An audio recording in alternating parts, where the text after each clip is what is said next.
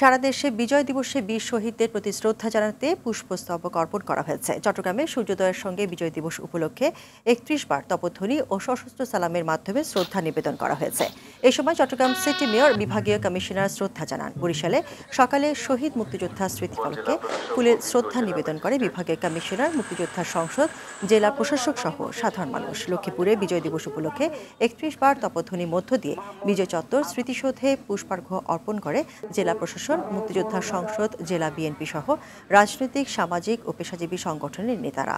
নওগাঁয় যথাযোগ্য মর্যাদা, ভাব গাম্ভীর্যে পালিত হচ্ছে বিজয় দিবস। এছাড়া খুলনা, শরীয়তপুর, টাঙ্গাইল, ঝিনাইদহ, জয়পুরহাট, ব্রাহ্মণবাড়িয়ার আখাউড়া ও দিনাজপুরের হিলিতে বিজয় দিবস ঘিরে বিভিন্ন অনুষ্ঠানের আয়োজন করা হয়েছে।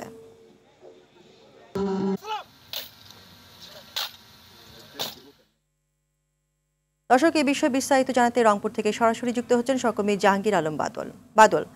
বিজয় দিবস ঘিরে সকাল থেকে কি কি অনুষ্ঠানের আয়োজন করা হয়েছে?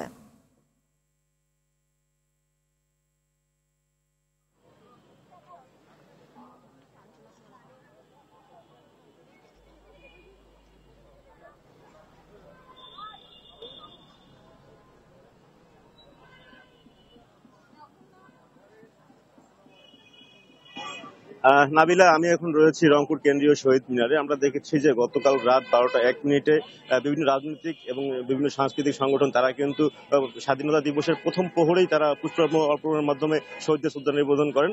এরপর আমরা দেখেছি যে সকাল ভোর হতেই আমরা কেন্দ্রীয় শহীদ মিনারে বিভিন্ন রাজনৈতিক দল এবং বিশেষ করে প্রশাসনিক, পুলিশ সহ জেলা প্রশাসন, বিভাগীয় কমিশনার তারা কিন্তু পুষ্পমাল্য অর্পণ করেন এবং এখানে শহীদদের স্মরণে তারা কিন্তু আমরা দেখেছি যে আসলে গার্ড অব অনার প্রদান করেছেন। এছাড়া আমরা দেখেছি যে রংপুরে এই মহান শহীদ দিবস উপলক্ষে মহান বিজয় মেলা উৎসবের উদ্বোধন করা হয়েছে। পাশাপাশি বিভিন্ন শিক্ষা প্রতিষ্ঠান সহ বিভিন্ন শিক্ষামূলক কার্যক্রম তারা কিন্তু পরিচালনা করছেন। পাশাপাশি আমরা দেখেছি রংপুরে যে মহান বিজয় দিবসের যে উদযাপন পালন উপলক্ষে ব্যাপক উৎসাহ উদ্দীপনা বিরাজ করছে মানুষের মধ্যে। কারণ এই মহান বিজয় দিবস স্বাধীনতার একটি স্মারক। কারণ এটি সাধারণ মানুষ মনে করছেন যে আসলে এই নতুন প্রজন্মকে আসলে জানান দেওয়ার জন্য এই বিজয় দিবসের কোনো তুলনা হয় না। কারণ তাই তো আমরা দেখছি শহীদ মিনারে শিশু থেকে কিশোর সবাই, বিভিন্ন শ্রেণী পেশার মানুষ তারা কিন্তু এসেছেন ফুল দেওয়ার জন্য, তারা কিন্তু ফুল দিচ্ছেন।